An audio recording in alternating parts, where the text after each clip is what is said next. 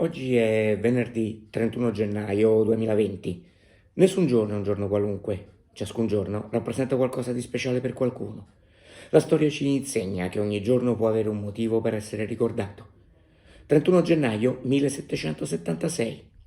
Mentre si trova a Bruschera, nel Varesotto, lo studioso comasco Alessandro Volta, provando a smuovere il fondo di una palude con l'aiuto di un bastone, vede risalire delle bolle di gas e le raccoglie in delle bottiglie.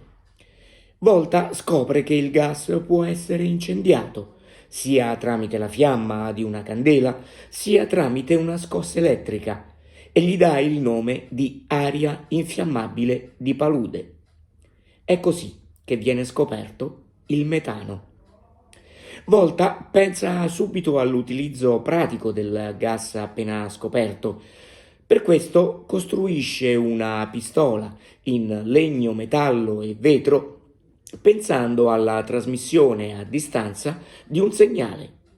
Poi realizza una lucerna ad aria infiammabile e perfeziona l'eudiometro, apparecchio di laboratorio che misura le variazioni di volume di un gas soggetto a combustione, da lui stesso realizzato per lo studio dell'idrogeno. Dallo studio del metano, Volta deduce che il gas si forma nella decomposizione di sostanze animali e vegetali. Il metano è un gas serra che si trova nell'atmosfera in concentrazioni inferiori rispetto all'anidride carbonica, ma con un potenziale di riscaldamento globale 21 volte superiore. È responsabile per il 18% dell'incremento dell'effetto serra. Ogni giorno può lasciare un segno indelebile. Viverlo con lo spirito giusto può renderlo tale.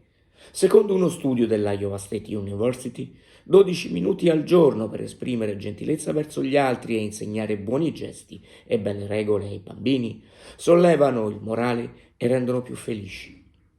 Rivolgere un pensiero a chi abbiamo nel cuore o a chi compie gli anni inviandogli questo minuto di racconto può essere un'occasione per cominciare bene i nostri 12 minuti di oggi. Buona giornata.